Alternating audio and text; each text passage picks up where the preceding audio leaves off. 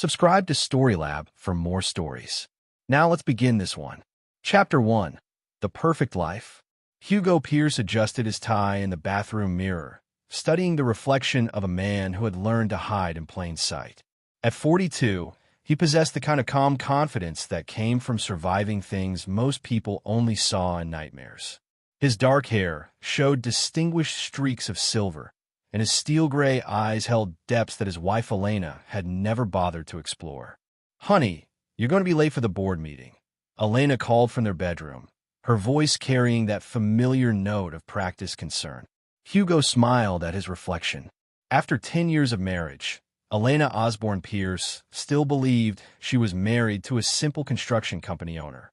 She had no idea that the man who kissed her goodbye each morning had once been one of the most effective covert operatives in modern history. The Pierce Construction Company occupied a gleaming 30-story building in downtown Chicago.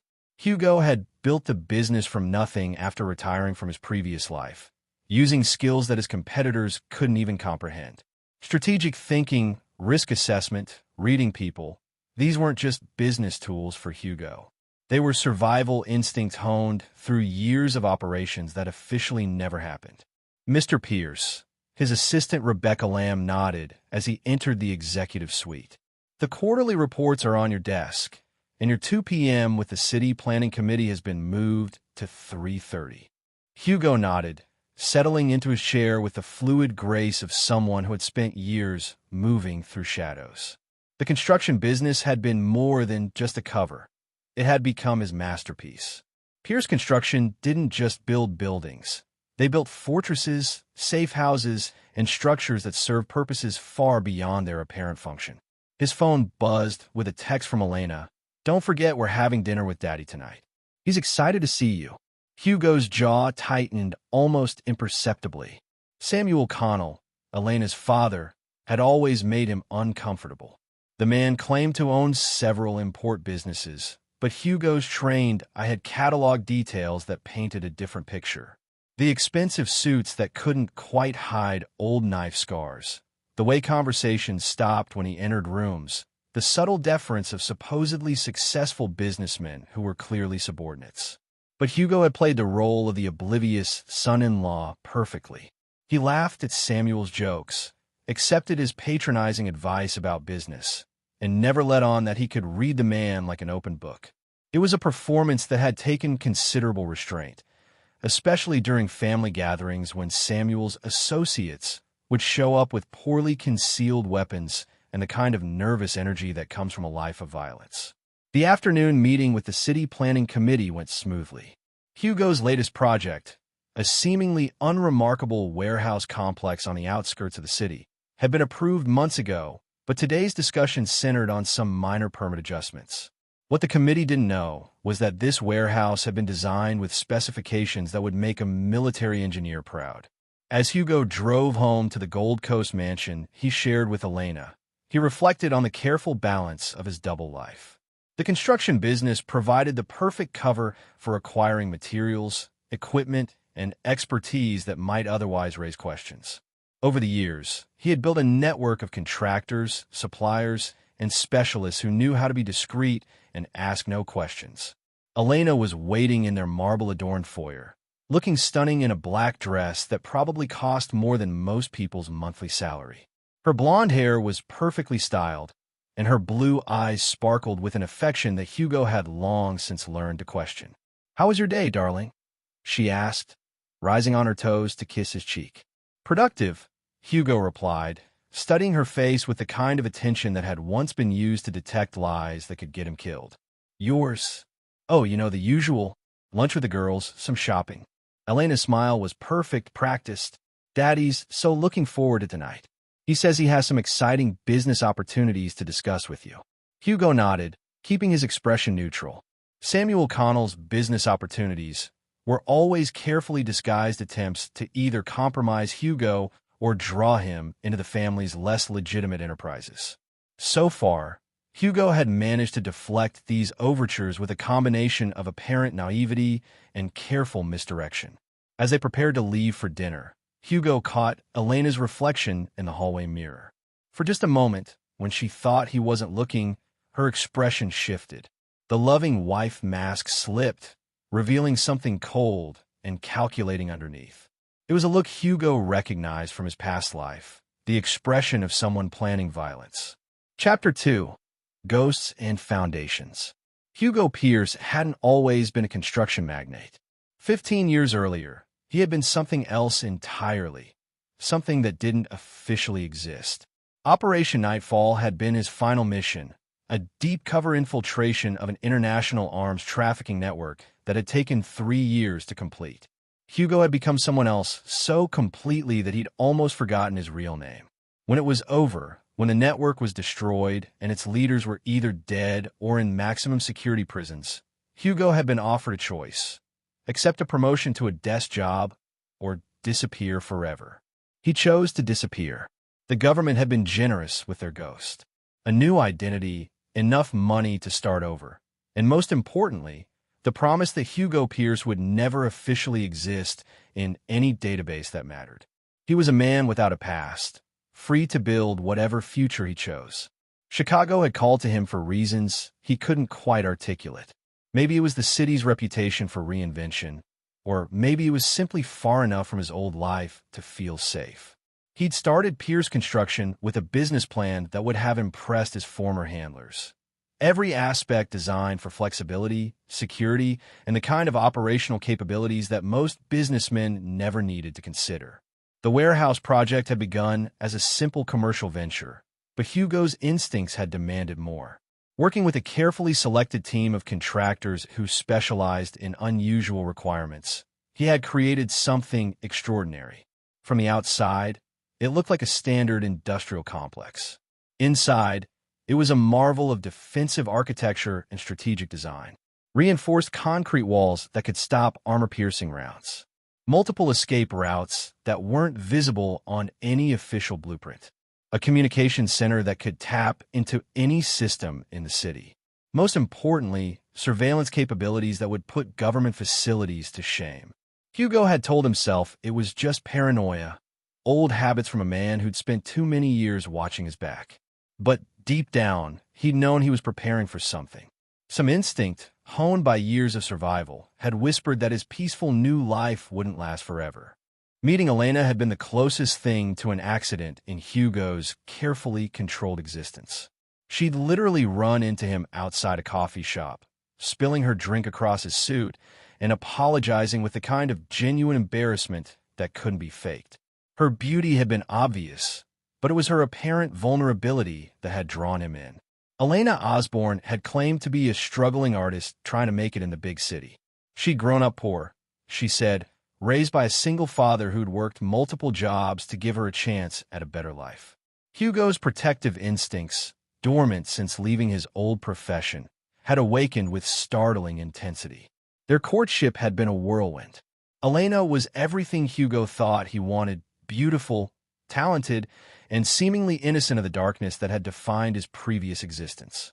She'd been impressed by his success, but not consumed by it, content with quiet evenings and simple pleasures. When he'd proposed after 6 months, she'd cried tears that had seemed absolutely genuine. The wedding had been small, intimate. Elena's father Samuel had flown in from back east. She'd always been vague about exactly where. Hugo had been struck by the man's presence. Samuel Connell carried himself with the kind of controlled authority that Hugo recognized from his military days. But Elena had explained that her father was a successful businessman, accustomed to being in charge.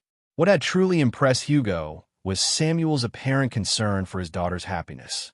The man had pulled Hugo aside during the reception, speaking with quiet intensity.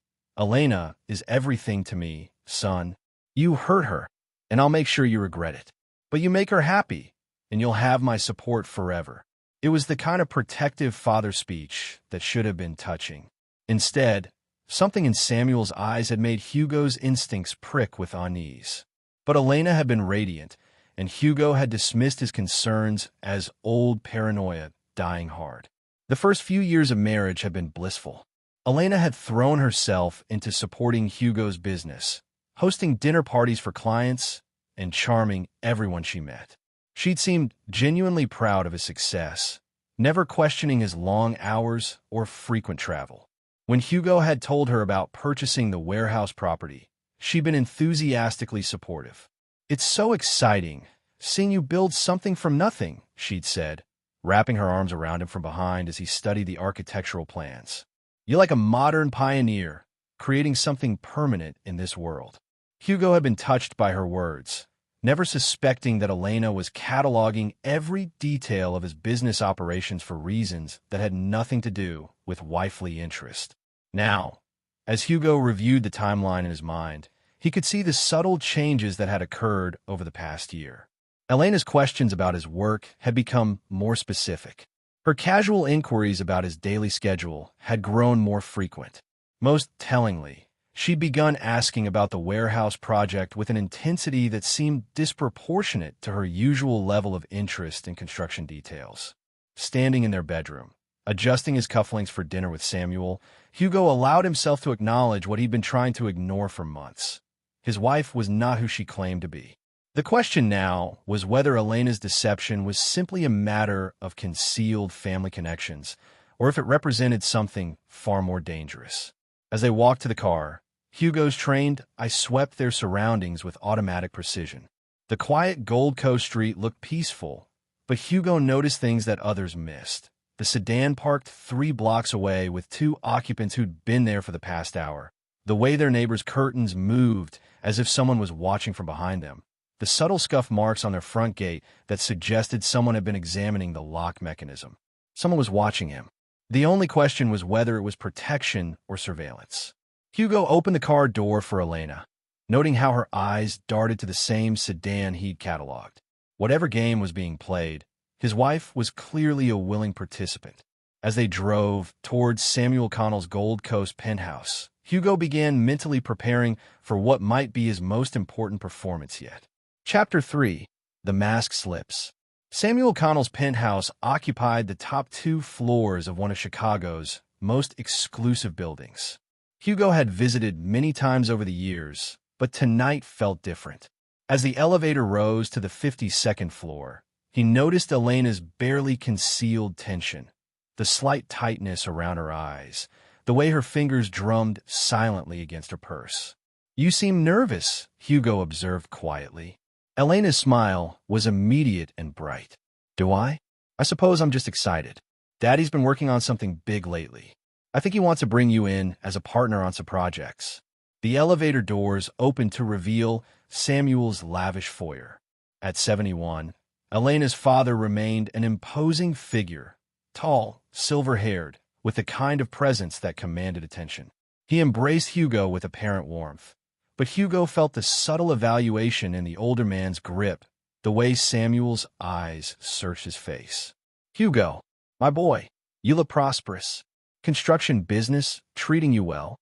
"Can't complain," Hugo replied, returning the handshake with precisely the right amount of pressure, enough to avoid seeming weak, not enough to suggest he was trying to prove anything.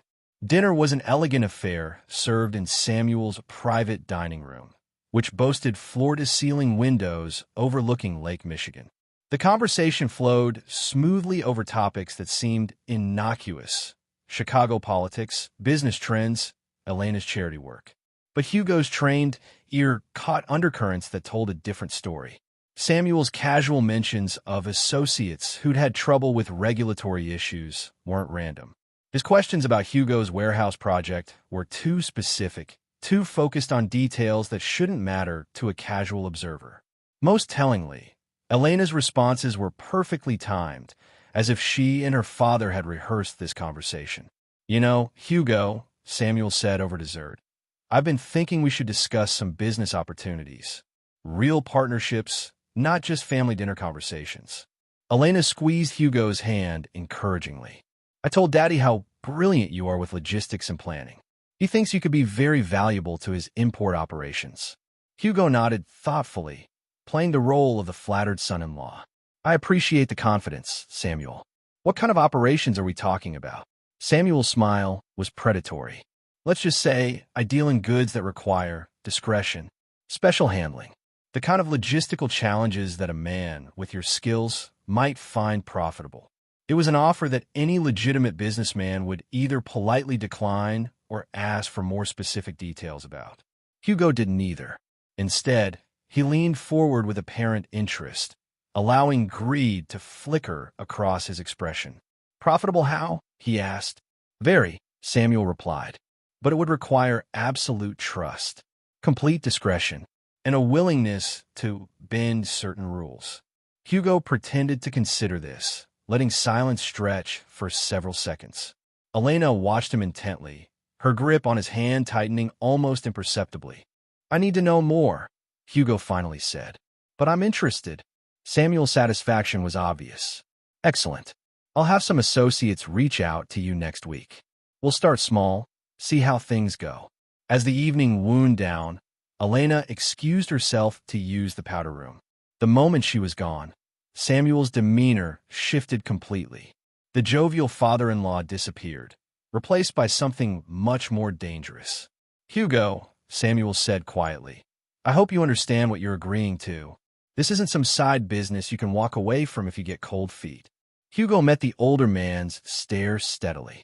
"I appreciate the warning, Samuel, but I'm not a man who makes commitments lightly." "Good," Samuel nodded, "because men who disappoint me tend to have very short life expectancies." It was a threat delivered with casual efficiency, the kind of statement that had probably preceded numerous disappearances over the years. Hugo absorbed it without flinching, filing it away with all the other data points he'd been collecting about his father-in-law. Elena returned with perfect timing, her smile bright as she sensed the conclusion of their private conversation. "Are you two plotting world domination without me?" "Just business talk, sweetheart," Samuel replied, his grandfatherly mask sliding back into place. "Boring stuff that would put you to sleep." The drive home was quiet. Elena seemed pleased, humming softly as she watched the Chicago skyline scroll past. Hugo drove with automatic precision, his mind racing through possibilities and contingencies. Back at their Gold Coast mansion, Elena disappeared into her walk-in closet to change clothes. Hugo loosened his tie and moved to the window, ostensibly admiring their garden, but actually cataloging the positions of various surveillance points he'd noticed throughout the evening. That's when he heard it.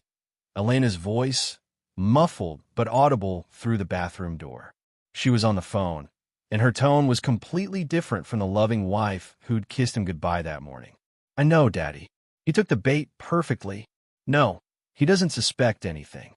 The man's so arrogant, he actually thinks he's playing us." "What? Tomorrow night?" "Yes, the warehouse makes sense. He's been practically living there lately. He's a weakling who got lucky in business. Send your men to the warehouse tomorrow. Make it look like an accident." Hugo's blood went cold, but his expression never changed. Years of training had taught him to control his physical reactions even when his world was collapsing around him. He moved away from the bathroom door with the same casual pace he'd maintained all evening.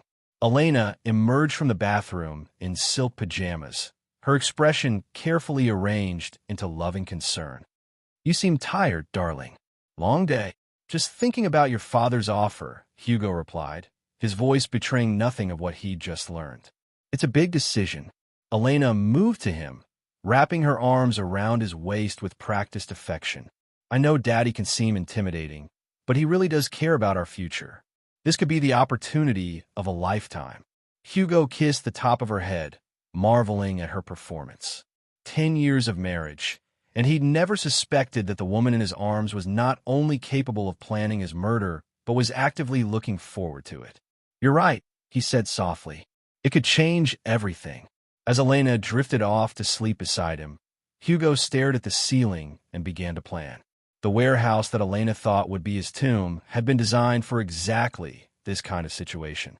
Every defensive system, every hidden feature, every seemingly innocuous detail had been installed by a man who understood that enemies could come from anywhere, even from the woman who shared his bed. Tomorrow night, Samuel Connell's men would walk into what they expected to be a simple execution. Instead, they would find themselves in a carefully constructed trap designed by someone who had spent years staying alive in situations where others failed. Hugo smiled in the darkness. Elena was right about one thing. Tomorrow night would change everything. Chapter 4. The hunter becomes the hunted. Hugo woke before dawn, as he had every day for the past 15 years. Beside him, Elena slept peacefully, her face serene in the early morning light. Looking at her now, knowing what he knew, Hugo was struck by the completeness of her deception. Even in sleep, she maintained the mask of innocent vulnerability that had first attracted him. He dressed quietly and left for the office, but instead of heading to Pierce Construction, Hugo drove to a small, unremarkable building in an industrial district on the south side. To anyone watching, it would appear to be just another maintenance facility. In reality, it was something else entirely. A safe house Hugo had established during his first year in Chicago, equipped with resources that his legitimate business could never officially possess. The basement contained equipment that would have impressed his former government handlers: surveillance gear, communication devices, and computer systems capable of accessing databases that officially didn't exist. More importantly, it held detailed files on every person who had entered Hugo's orbit since his arrival in Chicago, including his wife and father-in-law.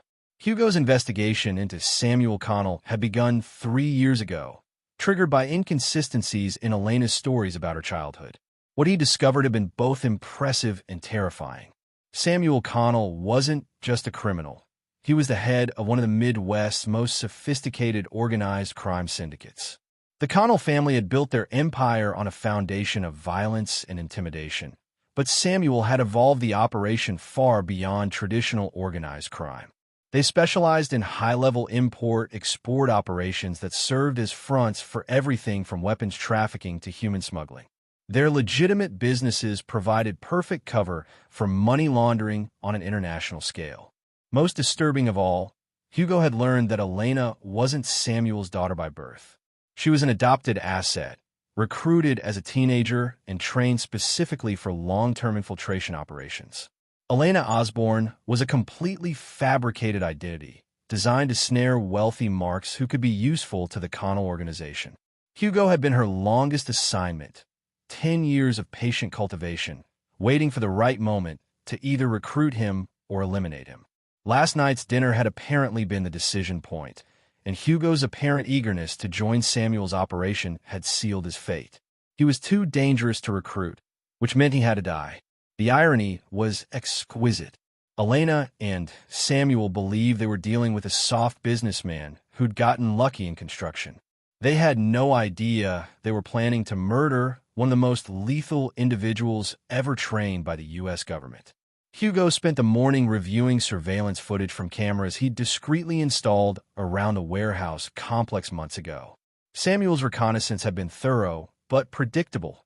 Teams of two-man units cataloging entry points, sight lines, and security measures. They'd identified the warehouse's apparent vulnerabilities and were planning their attack accordingly. What they hadn't identified were the modifications Hugo had made that weren't visible on any blueprint. The warehouse looked like a standard industrial facility, but every wall, corridor, and room had been designed with defensive capabilities that would make a military installation envious. At noon, Hugo's secure phone rang, a device that Elena had never seen and which couldn't be traced to any official records. The caller was Roberto Watts, a former Marine sniper who'd served with Hugo on 2 classified operations before retiring to private security work. "Hugo, I got a message. You sure about this?" "Completely sure," Hugo replied. "How quickly can you get here?" "I'm already in town. Been watching your 6 since yesterday, like you requested. And brother, you've got serious heat building. I count at least 8 vehicles conducting surveillance on your various properties." Roberto was one of 3 former colleagues Hugo had discreetly contacted over the past year, men who owed him their lives and who could be trusted absolutely. The others, Chad Hess, a demolitions expert, and Mark Benjamin, a communications specialist, had arrived in Chicago under various pretexts during the past month. Hugo had told himself he was just being paranoid, preparing for threats that would never materialize. Now, his paranoia was about to save his life. "Roberto, I need you to coordinate with Chad and Mark. Full operational readiness by 1800 hours. And Roberto, this one's personal. Copy that. What's the target profile?" "Organized crime syndicate. 8 to 12 hostiles, professionally trained but overconfident.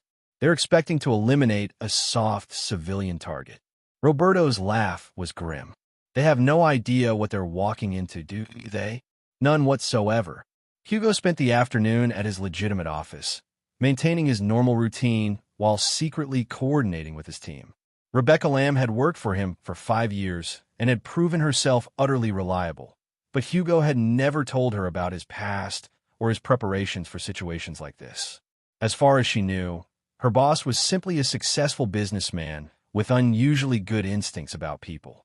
"Mr. Pierce," Rebecca said during their afternoon briefing, "your wife called. She wanted to confirm that you'd be working late at the warehouse tonight." Hugo smiled. Elena was making sure he'd be exactly where Samuel's men expected to find him. Did she seem concerned about my schedule? Actually, yes. She sounded almost excited, but she was trying to hide it. Rebecca was more perceptive than she knew. Elena probably was excited. This was the culmination of a decade-long operation, and she was about to collect a substantial reward for successfully eliminating a target. At 5 p.m., Hugo left the office and drove to the warehouse complex. To any observer, he appeared to be simply another businessman putting in extra hours on an important project. He parked in his usual spot, used his key card to enter through the main entrance, and proceeded to his temporary office on the second floor. What the watchers couldn't see was the subtle but comprehensive transformation taking place throughout the building. Chad Hess had spent the day activating defensive systems that had been dormant for months. Mark Benjamin was establishing secure communications with law enforcement contacts who would be needed later. Roberto Watts had positioned himself in the building's hidden observation post, from which he could monitor all approaches to the facility. At 7 p.m., Hugo's personal phone buzzed with a text from Elena. "Working late again? Don't forget to eat something. Love you." The message was perfectly crafted, loving concern with just enough specificity to confirm Hugo's location for the attack team. Hugo responded with equal care. "Just finishing up some paperwork. Home by 10. It was a promise he intended to keep, though not in the way Elena expected. As darkness fell over Chicago, Hugo Pierce prepared to become something he'd hoped never to be again. A predator hunting other predators. The warehouse had been designed as his fortress. Tonight, it would become their tomb. Chapter 5. The Art of War. At 8:47 p.m., Hugo's surveillance system detected the first vehicle approaching the warehouse complex. A black SUV with tinted windows moved slowly past the main entrance before continuing to a position 3 blocks away. 7 minutes later, a second vehicle took up position on the opposite side of the building. Hugo watched the feed from his command center, a concealed room that officially didn't exist on any blueprint. The space resembled something from a spy thriller. Multiple monitors displaying real-time surveillance from dozens of hidden cameras, communication equipment that could intercept and redirect virtually any signal in the city, and tactical displays showing the positions of all incoming threats. "We've got movement," Roberto's voice crackled through Hugo's earpiece. Roberto was positioned in the building's hidden sniper nest, disguised as routine ventilation equipment on the roof. 8 hostiles confirmed, professional loadout. They're staging for a coordinated assault. Hugo nodded, studying the thermal imaging displays. Samuel's men were good. They moved with the disciplined precision of military veterans, and their equipment was top grade. Under normal circumstances, they would be more than capable of eliminating a civilian target. But these weren't normal circumstances. "Chad, report," Hugo whispered into his throat microphone. "Defensive systems are fully operational," Chad Hess replied from his position in the building's hidden sub-basement. "All entry points are monitored and controlled. I've got enough surprises rigged to stop a small army." Mark Benjamin's voice joined the conversation from the building's communication center. "I've got full electronic surveillance on their equipment. They're using tactical radios, night vision, and what looks like standard breach and clear loadouts. No heavy weapons detected." Hugo smiled grimly. Samuel's men had prepared for a simple execution, not a military engagement. They'd brought enough firepower to kill a businessman, but they were walking into a facility designed to withstand assault by trained professionals. The attack began at exactly 9:15 p.m. The first team approached the main entrance, moving with textbook precision. They'd identified the building's security cameras and believed they were avoiding detection. What they didn't know was that Hugo's real surveillance system was completely separate from the obvious security measures, hidden in ways that would never occur to conventional thinking. Hugo watched as the lead man knelt beside the main door, working on the electronic lock with professional efficiency. The lock disengaged after 30 seconds, exactly as Hugo had programmed it to do. He wanted them inside the building, where his advantages would be absolute. Team 1 is in the building, Roberto reported. 4 hostiles, moving toward the main stairwell. Simultaneously, the second team was breaching the loading dock on the building's east side. Their entry was equally smooth, exactly as Hugo had intended. Both teams were now inside his carefully constructed maze, moving toward what they believed was an unsuspecting target. Hugo activated the building's hidden sound system, filling the corridors with the subtle noise of a man working alone, typing on a keyboard, shuffling papers, occasionally clearing his throat. To the approaching assassins, it would sound like their target was obliviously focused on work, completely unaware of his impending death. The first team reached the second floor, moving through corridors that seemed standard but had been designed with specific tactical considerations. Every corner provided cover for defenders while exposing attackers. Every sight line had been calculated to maximize defensive advantages. Hugo's command center displays showed both teams converging on his supposed location. A second-floor office where lights burned brightly behind carefully arranged silhouettes that suggested a man working late. Both teams are in position, Mark reported. They're preparing for synchronized breach in 30 seconds. Hugo took a deep breath, feeling the familiar calm that came with the transition from planning to action. For 10 years, he'd been Hugo Pierce, successful businessman and loving husband. Tonight, he was something else entirely. A predator who'd spent years learning to hunt the most dangerous game on Earth. Execute, Hugo whispered.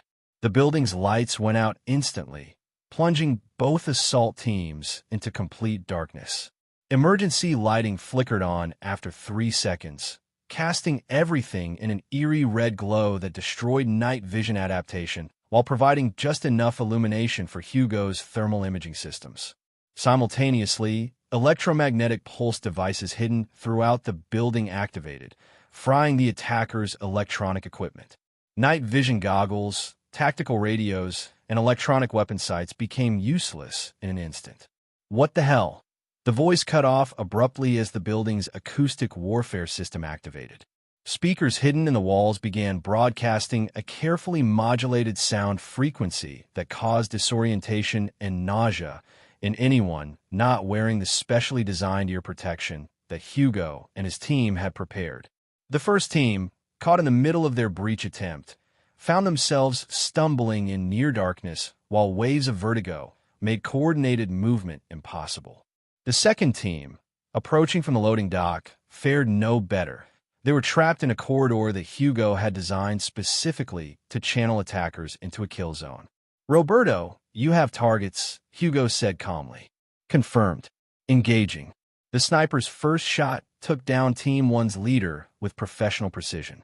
The suppressed rifle made almost no sound, but the effect was immediate. The remaining 3 men found themselves leaderless and effectively blind, trapped in an environment designed to neutralize their training and equipment. Hugo moved through the building using passages that existed only on his private blueprints. The warehouse had been constructed with a hidden network of corridors, observation points, and fighting positions that allowed him to appear anywhere within the structure without being detected. He emerged from a concealed doorway behind the second team, moving with a fluid silence that had kept him alive during years of covert operations. These men were professionals, but they'd never faced someone with Hugo's specific skill set. The first man never knew what hit him.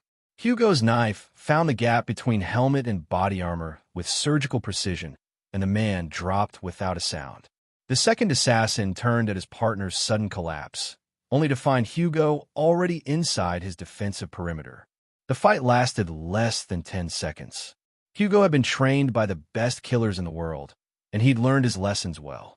When it was over, 2 more of Samuel's men were dead, and Hugo was already moving toward the next target. "Status report," Hugo said quietly. "Team 1 neutralized," Roberto replied. "4 down, no survivors." "Team 2 neutralized," Hugo confirmed. 2 down, 2 wounded and secured. Chad's voice crackled through the comm system. "Building secured. No additional hostiles detected." In less than 15 minutes, Samuel Connell's carefully planned assassination had become a massacre. 8 professional killers had walked into Hugo's warehouse expecting to murder a civilian businessman. Instead, they'd encountered something they were completely unprepared for: a man who'd spent years learning to kill people exactly like them. Hugo stood in his command center, studying the tactical displays that showed the complete failure of Samuel's operation. The 2 surviving attackers were secured in a holding area that Hugo had designed for exactly this purpose, a place where people could be questioned without any possibility of escape or outside interference. His secure phone buzzed with an incoming call. Elena's name appeared on the display. "Hello, sweetheart," Hugo answered calmly. "Hugo, thank God you're all right. I just heard on the news that there was some kind of incident at an industrial complex on the south side. It wasn't your warehouse, was it?" Elena's performance was flawless, exactly the right mixture of concern and relief that a loving wife would display upon learning her husband was safe. Hugo could picture her now, probably sitting with Samuel, both of them expecting to hear that Hugo Pierce was dead. "No, darling, not my warehouse. I'm fine, just finishing up some paperwork. I should be home in an hour or so." "Thank goodness. I was so worried when I saw the news reports. They're saying multiple casualties, but no details yet." "I'm sure it's nothing to concern us," Hugo replied. "Just some industrial accident. I'll see you soon." Hugo ended the call and smiled. Elena and Samuel were about to learn that their decade-long game had come to an end.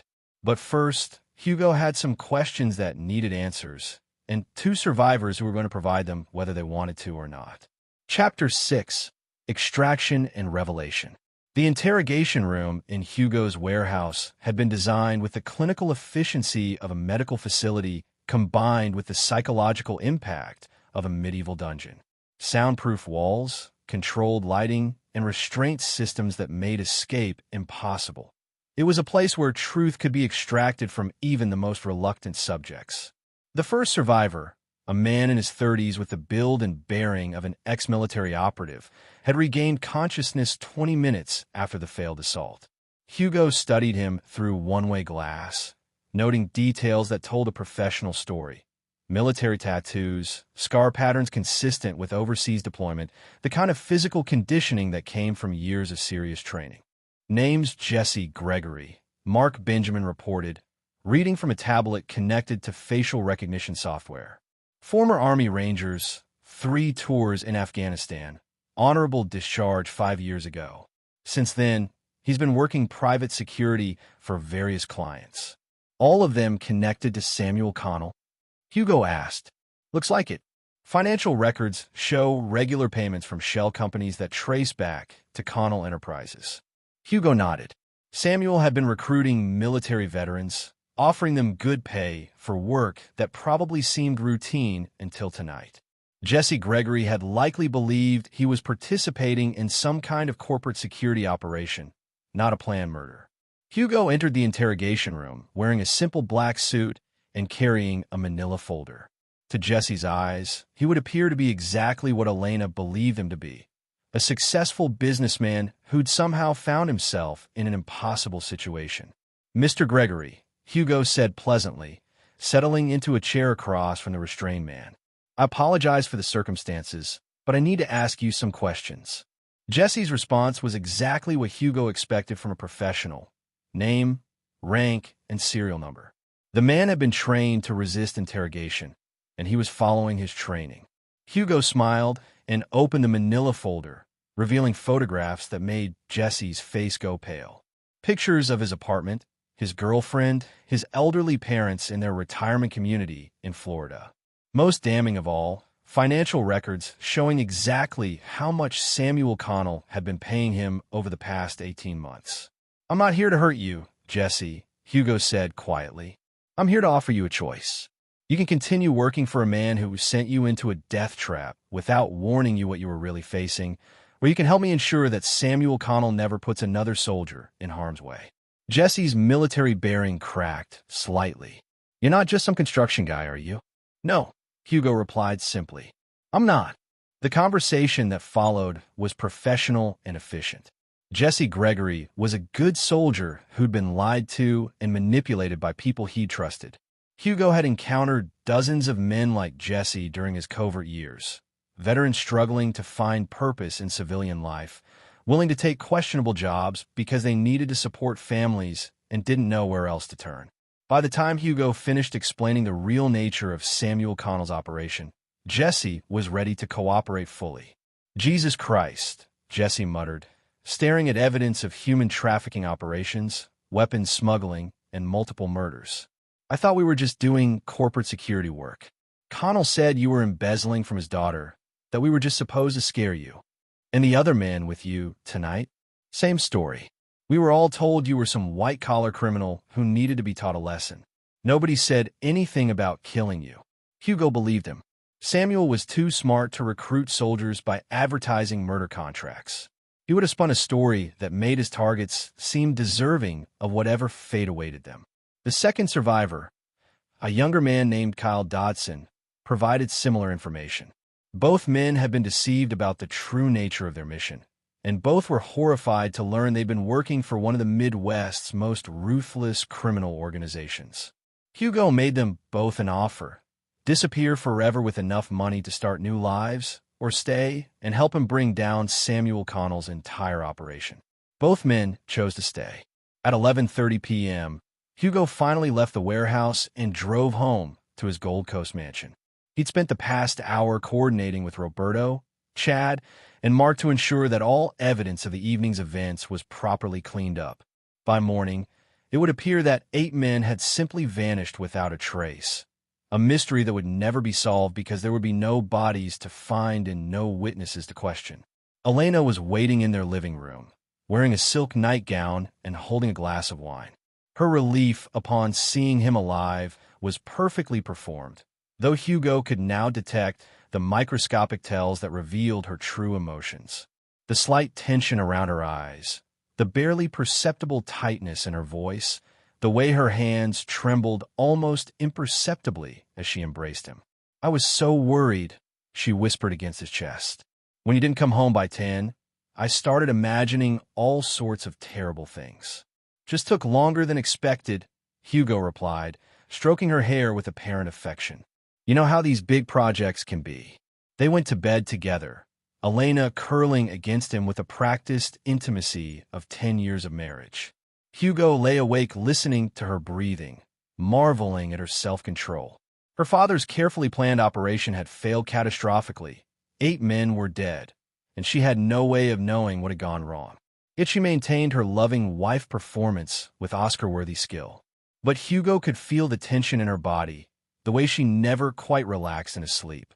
Elena was waiting for something, probably a phone call from Samuel that would never come. At 3:17 a.m., Elena's phone buzzed with a text message. Hugo felt her body tense as she carefully retrieved the device, trying not to wake him. In the darkness, he watched her read the message, saw her face go pale in the phone's dim glow. The message was brief: package not delivered. No word from delivery team. Advise. Elena stared at the message for a long moment, then typed a reply. We'll investigate in the morning. May need alternate approach. She deleted both messages and returned the phone to the nightstand, then lay back down beside Hugo. But sleep was clearly impossible now. Elena's mind was racing, trying to process the implications of her father's failed operation. Hugo could almost hear her thoughts. How had 8 professional killers failed to murder one civilian businessman? Where were Samuel's men? What had gone wrong? By dawn, Elena would start making calls, trying to piece together what had happened at the warehouse. She would discover that Hugo Pierce had somehow survived an attack that should have been impossible to escape. More troubling, she would learn that Samuel's assault team had vanished completely, leaving no trace of their fate. Within hours, Elena and Samuel would begin to suspect that their carefully constructed, decade-long operation had been compromised from the beginning. They would start to wonder whether the mild-mannered construction executive they'd been playing might actually be something else entirely. Hugo smiled in the darkness. Let them wonder. Let them worry. Let them begin to understand that they had made a terrible mistake in choosing him as their target. Tomorrow, the real game would begin. Chapter 7. The Hunter's Web. Elena left early the next morning, claiming a last-minute appointment with her yoga instructor. Hugo watched from the bedroom window as she drove away in her white BMW. Noting the careful way she checked her mirrors and the route she chose. Not toward the health club she usually frequented, but toward the industrial district where Samuel Connell maintained his legitimate business operations. Hugo had been expecting this. Elena needed to report the previous night's failure in person, and she needed to help Samuel figure out what had gone wrong. What neither of them suspected was that Hugo had spent the past year preparing for this exact scenario. At 9 a.m., Hugo arrived at his office and conducted business as usual. Rebecca Lamb brought him coffee and the morning reports, commenting on how well-rested he looked despite working so late the previous evening. "You seem particularly energetic today, Mr. Pierce," she observed. "The warehouse project must be going well." "Very well," Hugo replied. "Better than expected, actually." What Rebecca didn't know was that Hugo's real work was being conducted through encrypted channels that had nothing to do with Pierce Construction. Over the past 18 months, he'd been building a comprehensive intelligence network focused on Samuel Connell's criminal empire. Every associate, every business front, every financial transaction had been cataloged and analyzed. Hugo had done more than just investigate Samuel Connell. He'd infiltrated the man's organization at every level. The first penetration had been achieved through Gerald Anderson, a former CIA analyst who'd retired to Chicago and opened a consulting firm that specialized in corporate security research. Gerald's clients included several companies that did legitimate business with Connell Enterprises, providing the perfect cover for intelligence gathering. The second penetration came through Eric Barr, a former DEA agent who'd established himself as a freelance investigator specializing in insurance fraud. Eric's services had been requested by insurance companies that covered several of Samuel's shipping operations, giving him access to detailed financial records and shipping manifests. The third and most valuable penetration had been achieved through Stuart Riley, a former military intelligence officer who'd opened a private security firm that provided services to several businesses in Samuel's sphere of influence. Stuart's men had been providing security for Connell-affiliated companies for over a year, giving Hugo real-time intelligence on Samuel's most sensitive operations. By 10 a.m., Hugo had confirmation that Elena had indeed met with her father at his waterfront office complex. Surveillance footage showed her arriving alone and departing 2 hours later, her body language suggesting extreme agitation. At noon, Samuel Connell made 3 phone calls that Hugo's communication intercepts captured in their entirety. The first call was to a contact in the Chicago Police Department asking about any incidents at industrial facilities on the South Side. The second was to a private investigator requesting immediate background research on Hugo Pierce. The third was to someone Samuel addressed only as the Colonel, asking for specialists who could handle unusual circumstances. Hugo smiled as he listened to the recordings.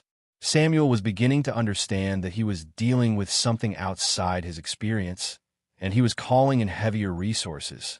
But Samuel's network, impressive as it was, had been compromised from the beginning. The colonel was actually Colonel George Owens Rhett, a former Army Special Forces officer who'd gone private after retiring from the service.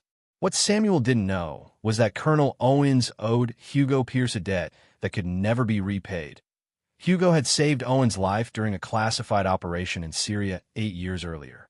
Hugo's secure phone rang at 2:47 p.m. "Hugo, this is George. I just got a very interesting call from Samuel Connell. He's asking me to provide specialists for what he describes as an unusual security problem. Should I be concerned about you?" "Not concerned, George, but definitely interested. What kind of specialists is he requesting?" "The kind that specialize in making problems disappear permanently. He's offering serious money for people with very specific skill sets. Hugo considered this. Samuel was escalating quickly, moving from conventional criminals to military-grade specialists. It was exactly the kind of response Hugo had hoped to provoke. "George, I need a favor. A big one. After what you did for me in Syria, name it. I need you to accept Samuel's contract. Bring your best people, but understand, they'll be working for me, not him." George was quiet for several seconds. "You're asking me to run a false flag operation against a civilian. This isn't some foreign theater, Hugo. This is Chicago. Samuel Connell isn't a civilian, George. He's the head of a criminal organization responsible for dozens of murders, human trafficking, and weapons smuggling. I can provide you with evidence that will convince you this is a legitimate target." Another pause. "Send me the files. If they check out, you got my team. But Hugo, this is the last time. After this, we're even." "Understood." "And George?" "Thank you." By 6 p.m., Colonel Owens had reviewed Hugo's intelligence files and agreed to provide support. His team would pose as freelance specialists while actually gathering intelligence and providing Hugo with real-time information about Samuel's plans. Elena returned home at 7:30 p.m., her usual radiant smile replaced by barely concealed tension. She kissed Hugo with apparent affection, but he could feel the calculation behind her touch. "How was your day, darling?" she asked. "Productive. Yours?" "Oh, the usual. Lunch with friends, some shopping." Elena moved to the bar and poured herself a glass of wine with hands that trembled slightly. "Actually, I heard something disturbing today. One of the girls mentioned that there was some kind of incident at an industrial complex last night, near where your warehouse is located." Hugo looked up from his newspaper with carefully calibrated concern. "Really? What kind of incident?" She wasn't sure. Something about missing persons, maybe? The police were apparently asking questions all morning. This was Elena's attempt to gauge whether Hugo knew anything about the previous night's events. Her performance was skilled, but Hugo could read the real questions behind her words. "What do you know? How much do you suspect? Are we compromised?" "That's concerning," Hugo replied. "I hope it doesn't affect our project timeline." Elena studied his face intently, looking for any sign that her mild-mannered husband might be something other than what he appeared. Hugo gave her nothing. The same calm competence he displayed for 10 years of marriage. But internally, Hugo was preparing for the next phase of his operation. Samuel and Elena had revealed themselves as enemies. Colonel Owen's team would soon be providing intelligence on Samuel's network. The two surviving members of the previous night's assault team were now working for Hugo, providing him with detailed knowledge of Samuel's security procedures and operational methods. Most importantly, Hugo had spent the day activating resources that Elena and Samuel didn't know existed. Former colleagues from his covert years, people who owed him favors or simply respected his expertise. Men and women who could disappear problems or create new ones, depending on what the situation required. Elena and Samuel believed they were dealing with one man who'd gotten lucky. They were actually facing a network of professionals who'd spent years learning to eliminate threats that conventional law enforcement couldn't touch. As Elena excused herself to take a bath, claiming she had a headache, Hugo made a decision that would have surprised his former handlers. He wasn't going to simply eliminate Samuel Connell and his organization. He was going to dismantle them piece by piece, ensuring that every victim of their crimes received justice and every criminal in their network faced consequences. It would take time, patience, and resources that most people couldn't imagine. But Hugo Pierce had all three in abundance. The war was about to begin in earnest. Chapter 8: The Perfect Storm. The next 72 hours unfolded with the precision of a military campaign. Hugo had spent years learning to orchestrate complex operations where timing was everything, and this situation demanded all of his expertise. On Thursday morning, Colonel George Owens met with Samuel Connell at the Connell family's waterfront headquarters. Hugo listened to their conversation through surveillance equipment that Stuart Riley's security team had installed weeks earlier. "Mr. Connell," George said, his military bearing lending credibility to his cover story, "I understand you have a problem that requires specialized attention." Samuel's voice carried the kind of controlled tension that came from dealing with a crisis he didn't fully understand. I need someone eliminated. Quietly, professionally, and with no possibility of the job being traced back to my organization. That's expensive work, George replied, and it requires specific information about the target. What makes this individual so dangerous that conventional methods have failed? There was a pause before Samuel answered. Yesterday, 8 of my best men attempted to eliminate this target. They were professionals, former military, experienced in this kind of work. None of them returned. We found no bodies, no evidence of what happened, no trace of their fate. Hugo smiled as he listened. Samuel was beginning to grasp the magnitude of his problem, but he still had no idea what he was really facing. That's unusual, George admitted. What do you know about your target? His name is Hugo Pierce. He owns a construction company, married to my daughter for 10 years. We believe he was just a successful businessman who'd stumbled onto some of our operations. Now I'm starting to think we may have been mistaken. George's next question was perfectly calibrated. What makes you suspect he's more than he appears? Instinct, Samuel replied, and the fact that 8 trained killers walked into what should have been a simple execution and vanished without a trace. That doesn't happen to soft, civilian targets. The meeting concluded with George agreeing to conduct surveillance on Hugo while assembling a team capable of handling whatever they might encounter. Samuel agreed to pay triple the usual rate, plus a substantial bonus for discretion. What Samuel didn't know was that George's team would be gathering intelligence for Hugo while providing him with real-time information about Samuel's activities and plans. Friday brought the first phase of Hugo's counterattack. Gerald Anderson's corporate security research firm released a detailed report on suspicious shipping activities connected to Connell Enterprises. The report, ostensibly prepared for an insurance company concerned about cargo theft, actually contained evidence of weapons smuggling that Gerald forwarded to federal authorities. Simultaneously, Eric Barr's insurance fraud investigation uncovered financial irregularities in several Connell-affiliated businesses. Bank records showing unusual cash transactions, shipping manifests that didn't match customs declarations, and insurance claims that suggested systematic criminal activity. This evidence also found its way to appropriate federal agencies. By Friday afternoon, Samuel Connell's legitimate business operations were under scrutiny from the FBI, DEA, and Customs Service. Phone calls were being monitored, financial records were being subpoenaed, and surveillance teams were being deployed. Samuel had no idea that his enemy was orchestrating this law enforcement attention, whether Hugo had spent months preparing a comprehensive case that would survive legal scrutiny. Saturday morning brought Elena to Hugo's warehouse complex. She arrived alone, claiming she wanted to see the project that had been consuming so much of her husband's time. Hugo gave her a tour of the facilities, noting how carefully she observed details that had nothing to do with construction work. Elena was looking for evidence of what had happened Monday night. Bloodstains, bullet holes, any sign that a battle had taken place in this seemingly ordinary industrial building. She found nothing, because Hugo's cleanup had been thorough and professional. But Elena's visit served Hugo's purposes perfectly. Her presence at the warehouse was recorded by surveillance equipment that would later provide evidence of her involvement in the conspiracy against him. More importantly, Elena's behavior during the tour revealed the extent of her training. She moved through the building with the careful awareness of someone conducting tactical reconnaissance, noted sight lines and defensive positions with the eye of a professional, and asked questions that no innocent spouse would think to pose. "This is quite a fortress you've built, darling," she commented as they concluded the tour. "All these security features seem rather elaborate for a warehouse." "Chicago's a rough city," Hugo replied.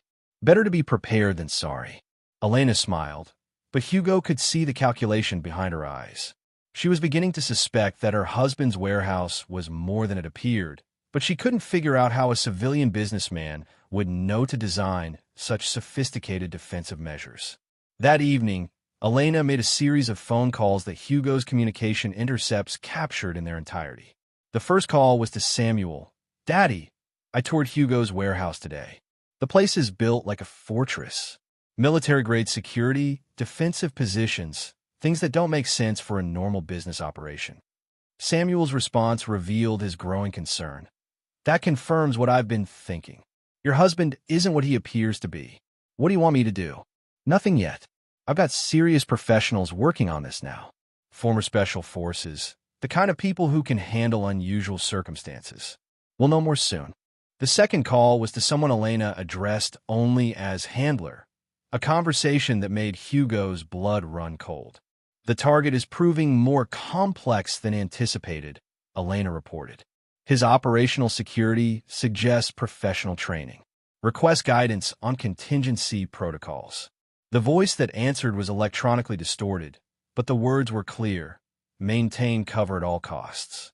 If your position is compromised, activate termination protocols and extract immediately. This call revealed something that changed everything. Elena wasn't just Samuel's adopted daughter and trained asset. She was also connected to a larger organization, one that operated with the kind of sophistication that suggested government or intelligence community involvement. Hugo had assumed he was dealing with organized crime, but Elena's handler suggested something more complex and dangerous. Sunday morning, Hugo implemented the next phase of his operation. Using resources and contacts that officially didn't exist, Hugo arranged for Jesse Gregory and Kyle Dodson, the two survivors from Monday night's attack, to surrender to federal authorities.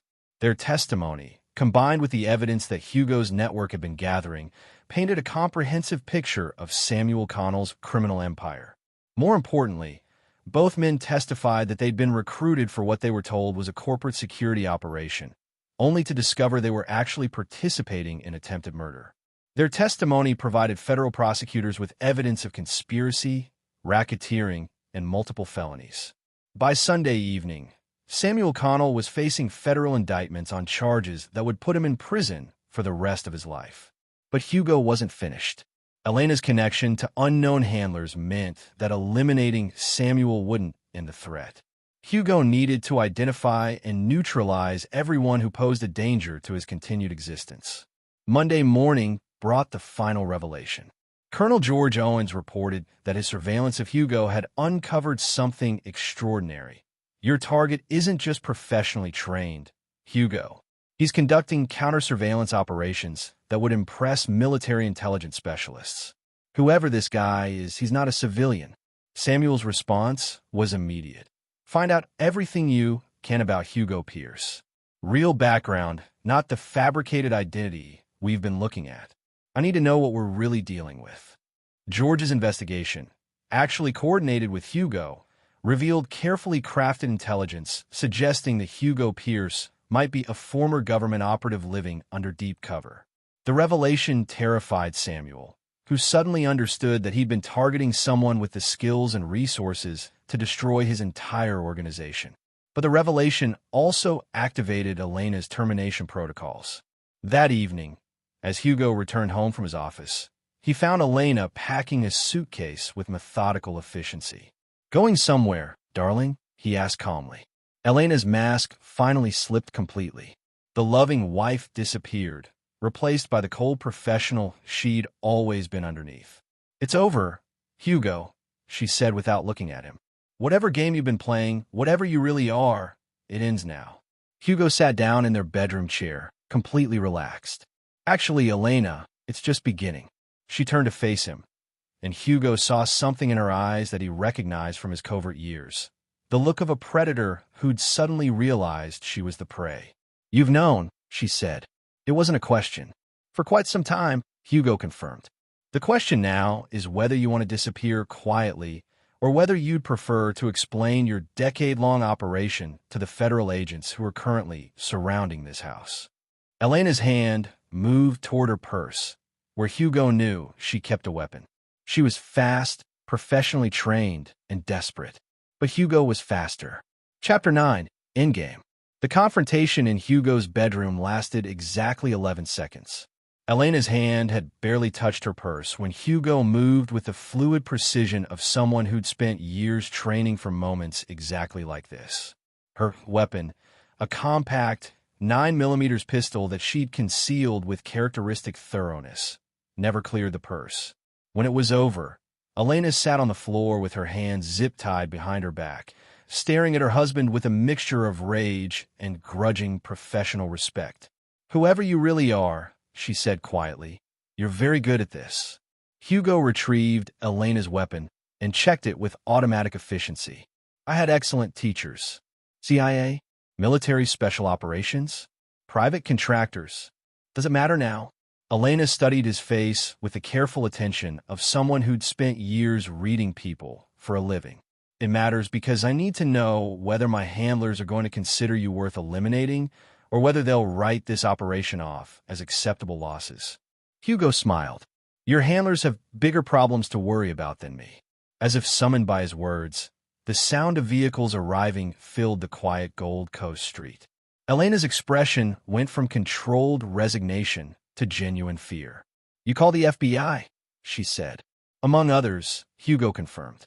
What Elena didn't know was that Hugo had spent the past week coordinating with multiple federal agencies to ensure that Samuel Connell's entire organization would be dismantled simultaneously. FBI agents were raiding Samuel's businesses and residences. DEA units were seizing drug shipments and financial assets. Customs agents were arresting associates at airports and shipping facilities. Most importantly, Hugo had provided federal authorities with evidence that Samuel's organization had been involved in weapons trafficking that threatened national security. This evidence guaranteed that Elena and Samuel would face terrorism-related charges that carried life sentences without possibility of parole. The front door opened, and Special Agent Rebecca Lamb entered the bedroom with her service weapon drawn. Hugo's assistant of 5 years removed her earpiece and revealed the FBI credentials she'd been carrying since the day she started working for him. "Hugo Pierce," she said formally, "you're under arrest for multiple counts of murder, conspiracy, and violations of federal firearms regulations." Elena's eyes widened as she realized the final dimension of Hugo's operation. Even his arrest was part of the plan. "However," Agent Lamb continued, "given your cooperation with federal authorities and your status as a protected witness, you'll be released pending further investigation." Hugo submitted to handcuffs for the benefit of any surveillance that might be monitoring the situation, knowing he'd be released within hours. His apparent arrest would satisfy Elena's handlers that justice had been served, while actually providing him with federal protection and a new official identity. Elena, on the other hand, was read her actual rights and charged with conspiracy, attempted murder, fraud, and numerous other federal crimes. As agents led her from the house, she turned back to look at Hugo one final time. "This isn't over," she said quietly. "There are others who won't forget what happened here." Hugo met her gaze steadily. "Let them come." 3 days later, Hugo sat in a federal courthouse listening as Elena Osborne Pierce and Samuel Connell were sentenced to life in prison without possibility of parole. The evidence against them was overwhelming, and their connections to international criminal networks had elevated their crimes to the level of national security threats. Samuel had aged a decade in the past week, his silver hair now completely white and his commanding presence reduced to that of a broken old man. He'd realized too late that his decision to target Hugo Pierce had destroyed everything he'd spent 40 years building. Elena maintained her composure throughout the sentencing, but Hugo could see the fury burning behind her professional mask. She'd spent 10 years cultivating him as an asset, only to discover that she'd been the one being played the entire time. After the sentencing, Hugo met with federal prosecutors to finalize his witness protection arrangements. His cooperation had been invaluable in dismantling not just Samuel's organization, but also the larger network of criminal enterprises they'd been connected to. "What happens now?" asked the lead prosecutor, a serious woman in her 40s who'd been impressed by the comprehensiveness of Hugo's intelligence gathering. "Now I disappear again," Hugo replied. "New identity, new location, new life. Any preferences for where you'd like to relocate?" Hugo considered this. "Somewhere quiet. Somewhere I can build things without having to worry about who might be watching." 6 months later, a man named Roland Dunham purchased a small construction company in a mountain town in Colorado. He was a quiet, competent businessman who specialized in security-conscious residential construction for clients who valued privacy and protection. The townspeople found Roland friendly but private, someone who contributed to local charities and supported community projects without seeking attention or recognition.